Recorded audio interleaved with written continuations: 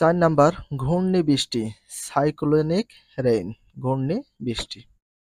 কোনো অঞ্চলে বায়ুমণ্ডলের নিম্নচাপ কেন্দ্রের সৃষ্টি হলে জলভাগের উপর থেকে জলীয় বাষ্পপূর্ণ উষ্ণ এবং স্থলভাগের উপর থেকে শুষ্ক শীতল বায়ু ওই একই নিম্নচাপ কেন্দ্রের দিকে অনুভূমিকভাবে ছুটে আসে।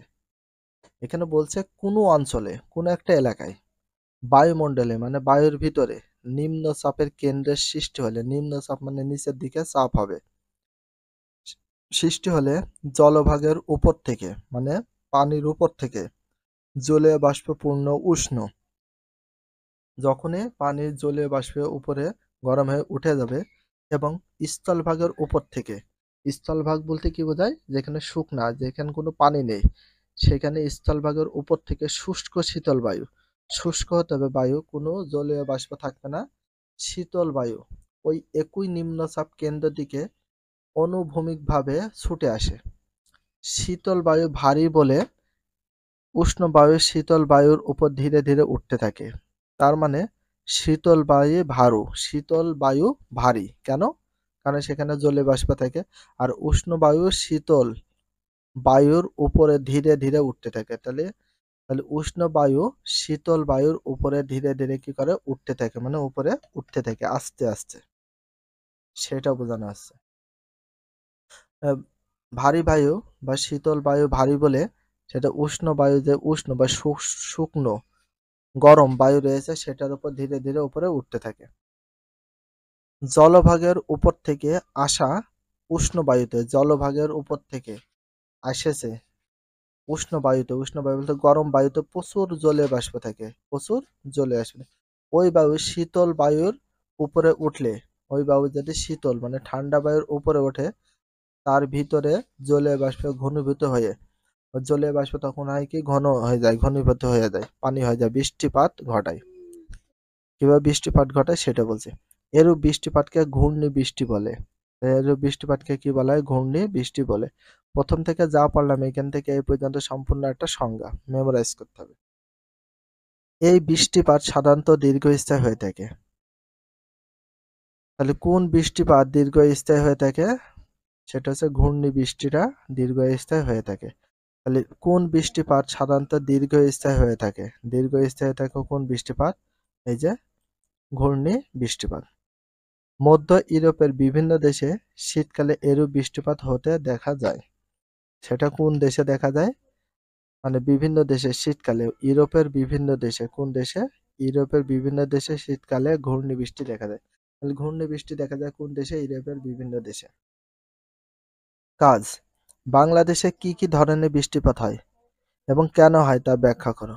এ কাজটি শ্রেণীকক্ষে দলে আলোচনা করে সম্পাদন করো। বায়ুপ্রবাহ, ওয়াইন্ড মুভমেন্ট। বায়ুপ্রবাহ ইংলিশ হচ্ছে ওয়াইন্ড মুভমেন্ট। বায়ুর তাপ ও চাপের পার্থক্যের জন্য বায়ু সর্বদা এক স্থান থেকে অন্য স্থানে প্রবাহিত হয়। ভূপৃষ্ঠের সমান্তরাল বায়ু চলাচলকে বায়ুপ্রবাহ বলে। বায়ুপ্রবাহ সাধারণত কয়েকটি বিশেষ নিয়ম দ্বারা পরিচালিত হয়। নিম্ন চাপমণ্ডলে উত্তপ্ত হালকা বায়ু ঊর্ধ্বে উঠিত হলে, মানে নিম্ন চাপমণ্ডলের নিচের যে বায়ুমণ্ডল আছে উত্তপ্ত মানে গরম হলে, ও হালকা বায়ু মানে হালকা যে বায়ু বা বাতাস থেকে ঊর্ধ্বে উঠিত হলে, ঊর্ধ্বে মানে উপরে উঠিত হলে বায়ুমণ্ডলের চাপের অসমতা সৃষ্টি হয়। এ কারণে উচ্চ চাপমণ্ডল থেকে শীতল ও ভারী বায়ু সর্বদা নিম্ন চাপমণ্ডলের দিকে প্রবাহিত হয়। তাহলে কি কারণে উচ্চ চাপমণ্ডল থেকে যে শীতল বায়ু মানে শীতল বায়ু রয়েছে, ভারী বায়ু রয়েছে, সেটা নিম্ন চাপমণ্ডলের দিকে প্রবাহিত হয়। এটা ১ নাম্বার বায়ুপ্রবাহর কারণ এগুলা। তো এখানে একটা ছক আছে, ছকটা আমরা একটু দেখবো ছকটা কি ধরনের ছক। আর এই ছকটা কিন্তু তোমাদের অবশ্যই পড়তে হবে। তাহলে আমরা উপরে ছকটা পড়েছি, আমরা চাপ বলয় যে ছক আছে, চাপ বলয় সেটা আমরা একটু দেখি। চাপ বলয়, প্রেসার বেল্টটা একটু দেখি। ভূপৃষ্ঠের বিভিন্ন অক্ষাংশে তাপের পার্থক্য এবং গোলাকার পৃথিবীর ঘূর্ণের কারণে বায়ুমণ্ডলে কয়েকটি চাপমণ্ডলী সৃষ্টি হয়। তাহলে চাপ বলয়, কয়েকটা চাপ বলয় রয়েছে, একটু দেখো চাপ বলয়গুলো দেখা উচিত। ১ নম্বরে আছে নিরক্ষীয় নিম্নচাপ বলয়। তাহলে নিরক্ষীয় নিম্নচাপ বলয় আছে, ক্রান্তীয় উচ্চচাপ বলয় আছে, ক্রান্তীয় উচ্চচাপ বলয় আছে, ক্রান্তীয় উচ্চচাপ বলয় আছে। তাহলে ক্রান্তীয় উচ্চচাপ বলয় এবং ৩ নম্বর আছে উপমেরুবৃত্তের নিম্নচাপ বলয়, উপমেরুবৃত্তের নিম্নচাপ বলয় আছে এবং ৪ নম্বরে আছে মেরু অঞ্চলে উচ্চচাপ বলয়। ৪ নম্বরে কি আছে? মেরু চাপমণ্ডলে উচ্চচাপ বলয় রয়েছে। তাহলে মেরু অঞ্চলে উচ্চচাপ বলয় এইটা টোটাল কয়টা চাপ বলয় রয়েছে? ৪টি। নিরক্ষীয় নিম্নচাপ বলয়, ক্রান্তীয় উচ্চচাপ বলয়, উপমেরুবৃত্তের নিম্নচাপ বলয়, মেরু অঞ্চলে উচ্চচাপ বলয়, এই কয়টা রয়েছে। এবার একটু দেখো, পৃথিবী পশ্চিম থেকে পূর্ব দিকে আবর্তনশীল। তাহলে পৃথিবী কোন দিক থেকে কোন দিকে আবর্তনশীল? পশ্চিম থেকে পূর্ব দিকে। তাহলে পশ্চিম থেকে পূর্ব দিকে আবর্তনশীল আছে। তাহলে পশ্চিম থেকে পূর্ব দিকে আবর্তনশীল রয়েছে কোন গ্রহ? পৃথিবী। এটা একটা প্রশ্ন। আর পৃথিবী কোন দিকে আবর্তনশীল আছে? পশ্চিম থেকে পূর্ব দিকে। নিরক্ষরেখা থেকে মেরু অঞ্চলের দিকে আবর্তনের কারণে গতিবেগ ক্রমান্বয়ে হ্রাস পায়। তাহলে কোন দিকে আবর্তনের কারণে গতিবেগ ক্রমান্বয়ে হ্রাস পায়? তাহলে পৃথিবী কোন দিকে আবর্তনের কারণে গতিবেগ ক্রমান্বয়ে মানে আস্তে আস্তে হ্রাস পায় যায়, সেটা হচ্ছে নিরক্ষরেখা থেকে মেরু অঞ্চলের দিকে, নিরক্ষরেখা থেকে মেরু অঞ্চলের দিকে। এ উভয় কারণে ঘূর্ণায়মান পৃথিবী পৃষ্ঠে গতিশীল পদার্থ। তাহলে এ উভয় কারণে রয়েছে ঘূর্ণায়মান মানে যেদিকে ঘোরে পৃথিবী পৃষ্ঠে গতিশীল পদার্থ। যেমন পৃথিবীর পৃষ্ঠের দিকে মানে পৃথিবীর উপরের দিকে গতিশীল যে পদার্থ রয়েছে সেগুলো হচ্ছে বায়ুপ্রবাহ, জলস্রোত। সরাসরি উত্তর দক্ষিণে প্রবাহিত না হয়ে উত্তর গোলার্ধে ডান দিকে এবং দক্ষিণ গোলার্ধে বাম দিকে বেঁকে যায়। হেরেলের সূত্র অনুসারে ভূপৃষ্ঠে প্রবাহের দিক নিয়ন্ত্রিত হয়। তাহলে কার সূত্র অনুসারে ভূপৃষ্ঠে বায়ু প্রবাহের দিক নিয়ন্ত্রিত হয়? ফেরেলের সূত্র অনুযায়ী। কার সূত্র অনুযায়ী? ফেরেলের সূত্র অনুযায়ী। এটা ভেরি ভেরি ইম্পর্টেন্স হিসাবে লিখে রাখো। তাহলে কার সূত্র অনুসারে ভূপৃষ্ঠে বায়ু প্রবাহের দিক নিয়ন্ত্রিত হয়? ফেরেলের সূত্র অনুযায়ী। নিম্নে কয়েকটি বায়ু প্রবাহ যেমন নিয়ত বায়ু, সমুদ্র বা স্থলবায়ু, মৌসুমী বায়ু প্রভাব ব্যাখ্যা করা হলো। তাহলে নিম্নে কি কি বায়ু? তাহলে নিম্নে কয়েকটি বায়ু প্রবাহ রয়েছে, সেটা হচ্ছে নিয়ত বায়ু রয়েছে, আর সমুদ্র বা স্থল বায়ু রয়েছে, আর মৌসুমী বায়ুর প্রভাব ব্যাখ্যা করতে বলেছে। তো আমরা একটু ব্যাখ্যা করে দেখি কি কি বায়ু প্রবাহ রয়েছে। প্রথমে আছে নিয়ত বায়ু, যেটাকে প্ল্যানেটারি ওয়াইন্ডস বলা হয়। তাহলে নিয়ত বায়ুর ইংলিশ হচ্ছে প্ল্যানেটারি ওয়াইন্ডস। নিয়ত বায়ু পৃথিবীর চাপ বলয়গুলো দ্বারা নিয়ন্ত্রিত হয়ে বৎসরে সকল সময় এই দিকে প্রবাহিত হয়। তাহলে নিয়ত বায়ু পৃথিবীর চাপ বলয় দ্বারা নিয়ন্ত্রিত হয়ে বৎসরের সকল সময় এই দিকে প্রবাহিত হয় কোন বায়ু? নিয়ত বায়ু, নিয়ত বায়ু, নিয়ত বায়ু। তাহলে পৃথিবীর চাপ বলয়গুলো দ্বারা নিয়ন্ত্রিত হয়ে বৎসরের সকল সময় এই দিকে প্রবাহিত হয় কোন বায়ু? নিয়ত বায়ু। এই বায়ু ৩ প্রকারের। তাহলে নিয়ত বায়ু কয় প্রকারের? ৩ প্রকার। ভেরি ভেরি ইম্পর্টেন্ট, এটা দেখে রাখবা। তাহলে নিয়ত বায়ু কয় প্রকার? ৩ প্রকার। নিয়ত বায়ু কয় প্রকার? ৩ প্রকার। কি কি? একটা হচ্ছে অয়ন বায়ু, একটা পশ্চিমা বায়ু, আর একটা মেরু বায়ু। তাহলে নিয়ত বায়ু কয় প্রকার? ৩ প্রকার। তাহলে নিয়ত বায়ু কয় প্রকার? ৩ প্রকার। নিয়ত বায়ু ৩ প্রকার। কি কি? অয়ন বায়ু, পশ্চিমা বায়ু, মেরু বায়ু। এই ৩ প্রকারের বায়ু রয়েছে। অয়ন বায়ু সম্পর্কে আমরা একটু আলোচনা করি।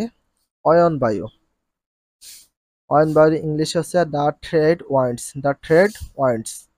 নিরীক্ষণ নিম্নচাপ বলয় থেকে উষ্ণ হালকা বায়ুর উপরে উঠে গেলে তাহলে কি হয়? কর্কটীয় ও মকরে উচ্চচাপ বলয় থেকে শীতল ও ভারী বায়ু নিরক্ষীয় অঞ্চলের দিকে প্রবাহিত হয়।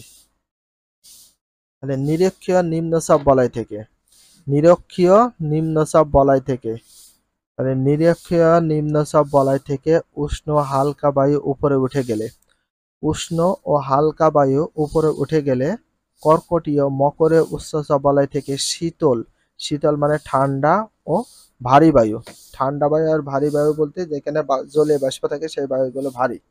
নিরক্ষীয় অঞ্চলের দিকে প্রবাহিত হয়।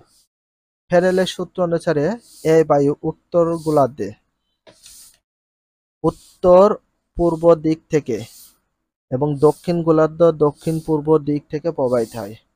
কার সূত্র অনুযায়ী? ফ্যারেলের সূত্র অনুসারে। তাহলে কার সূত্র অনুসারে? ফ্যারেলের সূত্র অনুসারে। কার সূত্র অনুসারে? ফ্যারেলের সূত্র অনুসারে। বায়ু উত্তর গোলার্ধে উত্তর পূর্ব দিক থেকে দক্ষিণ গোলার্ধে দক্ষিণ পূর্ব দিকে প্রবাহিত হয়। তাহলে উত্তর গোলার্ধে উত্তর পূর্ব দিক থেকে দক্ষিণ গোলার্ধে দক্ষিণ পূর্ব দিকে প্রবাহিত হয়। প্রাচীনকালে পরিচালিত বাণিজ্য জাহাজগুলো এ বায়ু প্রবাহের দিকে অনুসারে যাতায়াত করত বলে এগুলোকে অয়ন বায়ু বা বাণিজ্য বায়ু বলে। তাহলে প্রাচীনকালে পরিচালিত বাণিজ্য জাহাজগুলো এই অয়ন বায়ুর দিক অনুসারে যাতায়াত করত বলে এগুলোকে অয়ন বায়ু বা বাণিজ্য বায়ু বলে। যার নাম অয়ন বায়ু তাকে বলা হয় বাণিজ্য বায়ু। তাহলে অয়ন বায়ু আর বাণিজ্য বায়ু দুটাই সেম। উত্তর গোলার্ধে মানে উত্তর গোলার্ধের দিকে এটি উত্তর পূর্ব অয়ন বায়ু। দক্ষিণ গোলার্ধে দক্ষিণ পূর্ব অয়ন বায়ু নামে পরিচিত। তাহলে উত্তর গোলার্ধে উত্তর পূর্ব অয়ন বায়ু, দক্ষিণ গোলার্ধে দক্ষিণ পূর্ব অয়ন বায়ু নামে পরিচিত। এগুলো একটু দাগে রাখবা। তাহলে উত্তর পূর্বে অয়ন বায়ু ঘন্টায় 16 কিলোমিটার। তাহলে উত্তর পূর্বে অয়ন বায়ু ঘন্টায় কয় কিলোমিটার প্রবাহিত হয়? 16 কিলোমিটার প্রবাহিত হয়। অবশ্যই এটা ভেরি ভেরি ইম্পর্টেন্স, অবশ্যই দাগে রাখবা। তাহলে উত্তর পূর্ব অয়ন বায়ু ঘন্টায় কয় কিলোমিটার প্রবাহিত হয়? 16 কিলোমিটার। তাহলে 16 কিলোমিটার কোন বায়ু প্রবাহিত হয়? উত্তর পূর্ব অয়ন বায়ুগুলো। আর দক্ষিণ পূর্ব অয়ন বায়ু 22.54 কিলোমিটার বেগে প্রবাহিত হয়। তাহলে কোন বায়ুটা বেশি জোরে প্রবাহিত হয়? অয়ন বায়ু মানে দক্ষিণ পূর্ব অয়ন বায়ুটা। তাহলে দক্ষিণ পূর্ব অয়ন বায়ু কত কিলোমিটার বেগে প্রবাহিত হয়? 22.54 কিলোমিটার বেগে প্রবাহিত হয়। 22.45 বা 54 কিলোমিটার বেগে প্রবাহিত হয়। এটা ভেরি ভেরি ইম্পর্টেন্ট, দাগে রাখবা। যেগুলো ইম্পর্টেন্স অবশ্যই দাগতে হবে। উত্তর পূর্ব ও দক্ষিণ পূর্ব অয়ন বায়ু নিরক্ষরেখার নিকটবর্তী হলে অত্যাধিক তাপে উষ্ণ গরম বা হালকা হয়ে ঊর্ধ্বে উঠে যায় মানে উপরে উঠে যায়। তখন নিরক্ষীয় অঞ্চলে বায়ুর আনুভূমিক প্রভাব বন্ধ হয়ে যায় এবং নিরক্ষরেখার উভয় দিকে দুই পাশে উত্তর দক্ষিণে 5 ডিগ্রি এবং অক্ষাংশ পর্যন্ত একটি শান্ত বলয় সৃষ্টি হয়। এ বলয়কে নিরক্ষীয় শান্ত বলয় বলে। তাহলে এই বলয়কে নিরক্ষীয় শান্ত বলয় বলা হয় কেন? উত্তর দক্ষিণে 5 অক্ষাংশ পর্যন্ত একটি শান্ত বলয় সৃষ্টি হয়, এই জন্য একে বলা হয়, এই বলয়কে বলা হয় নিরক্ষীয় শান্ত বলয়। যাই ডল্ড রাম, তাহলে ডল্ড রাম যার নাম নিরক্ষীয় শান্ত বলয় তার নাম বলা হয়েছে। পশ্চিমা বায়ু, তাহলে পশ্চিমা বায়ুর ভিতরে আছে দা ওয়েস্টার্লিস। কর্কটীয় মকরীয় উচ্চচাপ বলয় থেকে অয়ন বায়ু ব্যতীত আরো 2টি বায়ু প্রবাহ মেরুবৃত্ত নিম্নচাপ বলয়ের দিকে প্রবাহিত হয়। তাহলে উত্তর গোলার্ধে উত্তর দিকে এটি দক্ষিণ থেকে পশ্চিম দিকে এবং দক্ষিণ গোলার্ধে উত্তর পশ্চিম দিকে প্রবাহিত হয়। এই বায়ু প্রবাহকে পশ্চিমা বায়ু বলে। তাহলে পশ্চিমা বায়ু কাকে বলে? এই সংজ্ঞাটা পড়লে অবশ্যই তোমাদের হয়ে যাবে। উত্তর গোলার্ধে স্থলভাগের পরিমাণ অধিক বলে স্থানীয় কারণে পশ্চিম বায়ু সামরিক বিরতি ঘটে,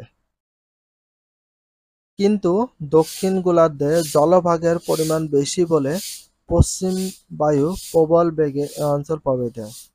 এজন্য এ বায়ুকে সকল পশ্চিমা বায়ু বা ব্রেভ ওয়েস্ট ওয়াইন্ডিস বলা হয়। 40 ডিগ্রি থেকে 47 ডিগ্রি দক্ষিণ অক্ষাংশ পর্যন্ত পশ্চিম বায়ুর গতিবেগ সর্বাপেক্ষা বেশি।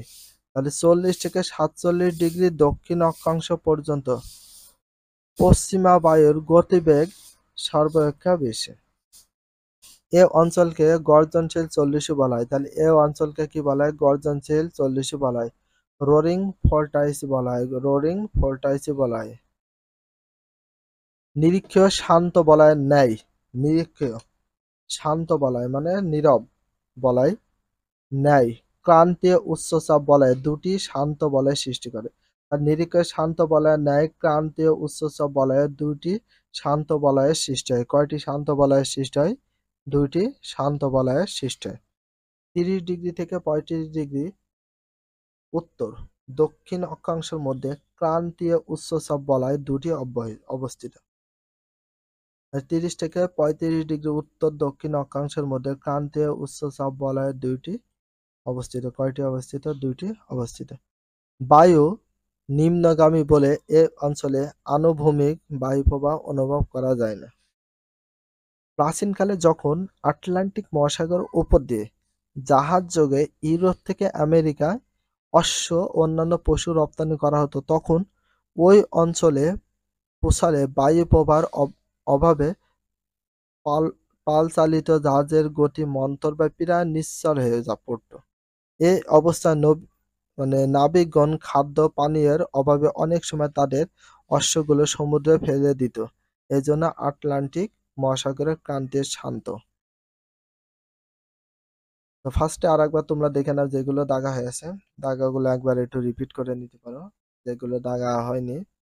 বাট আমরা যেগুলো ইম্পর্টেন্ট করেছেন সেগুলো দেখে দিচ্ছি, আর বাকিগুলো ইম্পর্টেন্স নাই, জাস্ট বোঝানো হালকা করে ট্রাই করছি। অবশ্যই তোমরা ভিডিওটা A to Z দেখবা, তাহলে ভালো করে রিয়েলাইজ করতে পারবা। যারা রিডিং পড়তে পারো না তারা এই ভিডিওগুলো দেখো, তাহলে রিডিং বই পড়া এবং দাগার বিষয়টা একটু আইডিয়া চলে আসবে, একটু না অনেক আইডিয়া চলে আসবে। ভিডিওটি এখানে শেষ করছি। যদি ভিডিওটি ভালো লাগে চ্যানেলে সাবস্ক্রাইব করতে হলে ফলো করে দিও, তার সাথে একটা লাইক এবং একটা কমেন্ট করে দিও। নেক্সট ভিডিও পাওয়ার জন্য অবশ্যই বেল আইকনটা অল করে রাখো, যাতে নিউ ভিডিও আপলোডের সাথে সাথে সর্বপ্রথম তোমাদের কাছে নোটিফিকেশনটা পৌঁছে যায়। If you love this video please subscribe my channel, like comment share, hit the bell icon for getting next video. So everyone take care, love you, আল্লাহ হাফেজ, বাই বাই।